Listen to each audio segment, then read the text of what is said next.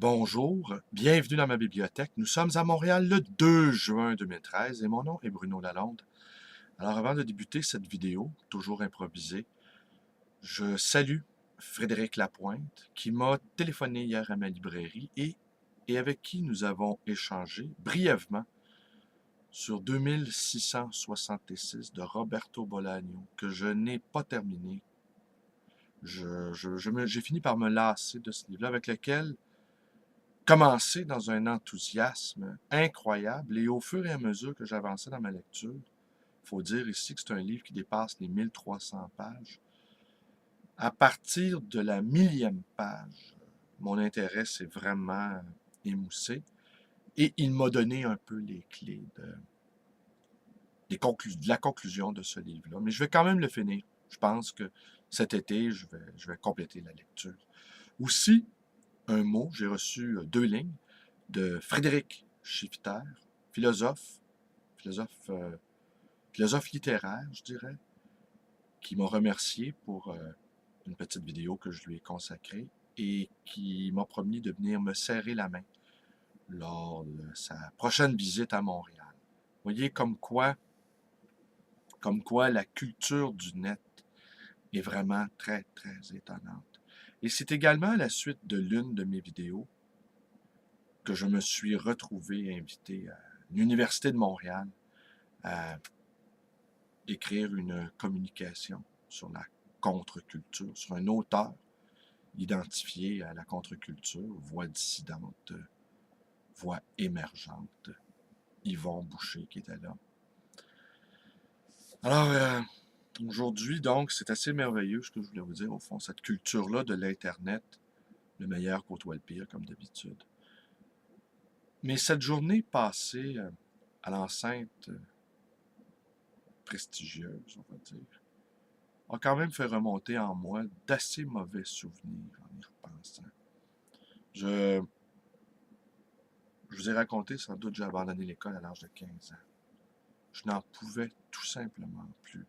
Et je me rappelle exactement du moment où j'ai pris la décision d'abandonner l'école. J'étais un fou de lecture. Je le suis resté. Vous êtes à même de le constater. Et cette passion-là, dévorante, ne trouvait pas un cadre adéquat dans les murs de l'école. Rajouter à ça divers problèmes. Et je me souviens, entre autres, de 2 choses.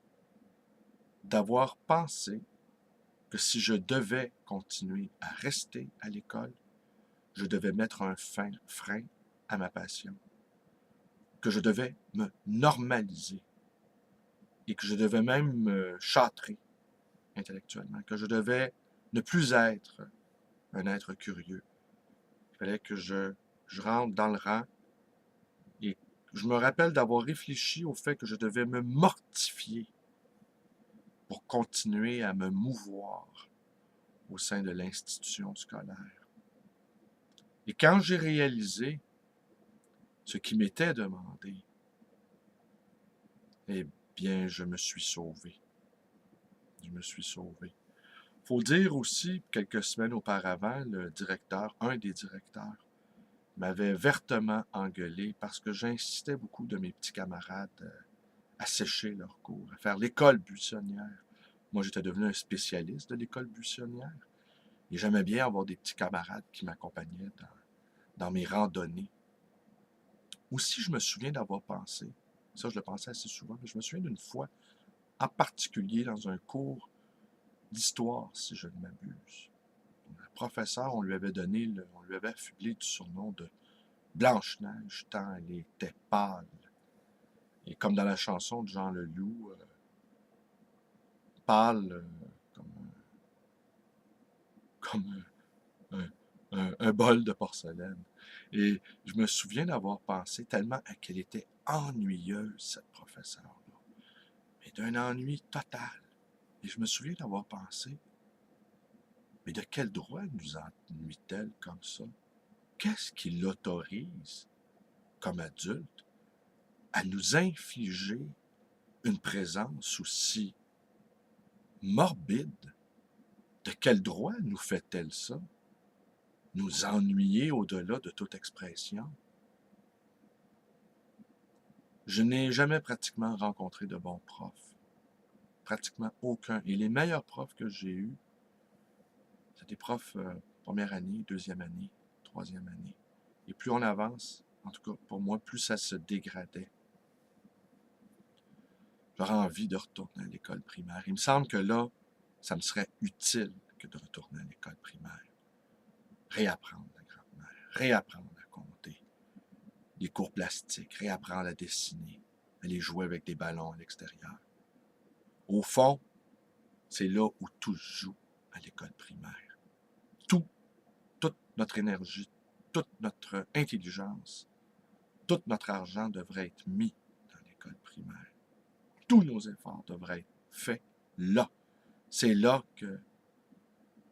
qu'on perd les gens. C'est là aussi qu'on leur permet de s'en sortir. L'école primaire. Alors, j'aimerais bien retourner à l'école, oui, à l'école primaire. Alors, de me retrouver donc au sein de cette institution, l'université, ben, j'ai compris, ils ne sont pas très heureux, les profs. On ne va pas les plaindre, là, les profs d'université. On ne va pas les plaindre, on ne va pas les envier non plus. Mais c'est accablant, le poids d'ennui qui règne. C'est vraiment accablant. Je les comprends de devenir amer ou cynique ou désabusé. Je les admire d'endurer ça. Moi, je ne serais pas capable. Je serais pas capable. Là, j'étais capable parce que, bon, j'ai été un invité exceptionnel, dans le sens d'exception. Mais la semaine longue, là, à l'année longue, je pense que je deviendrais fou. Ou je me mettrais à faire des pitreries, ou je me mettrais à déclamer sur la table. En tout cas, j'accepterais pas d'être aussi ennuyeux que ça. Mais ne disons pas trop de mal des gens ennuyeux. C'est quand même eux qui font fonctionner la machine et qui me permet à moi de batifoler comme j'en ai envie. Ne disons pas trop de mal des gens studieux. C'est quand même grâce à eux que les bibliothèques sont remplies de livres. C'est eux qui les gardent, c'est eux qui les entretiennent, c'est eux qui les classent, c'est eux qui les impriment, c'est eux qui les rédigent même. Et qui permet à des gens comme moi de lire en toute quiétude et en toute liberté, avec plaisir, dans la joie. Alors c'est tout pour aujourd'hui, c'est une petite vidéo improvisée finalement. Vous connaissez la suite, ma page Facebook, ma librairie, le Libre Voyageur, dans le quartier Côte-des-Neiges. Vous pouvez également me téléphoner dans le 514-736-0999 et vous pouvez aussi, quoi d'autre, vous abonner à ma chaîne, n'est-ce pas? Allez, merci, passez une belle journée et merci aux deux Frédéric.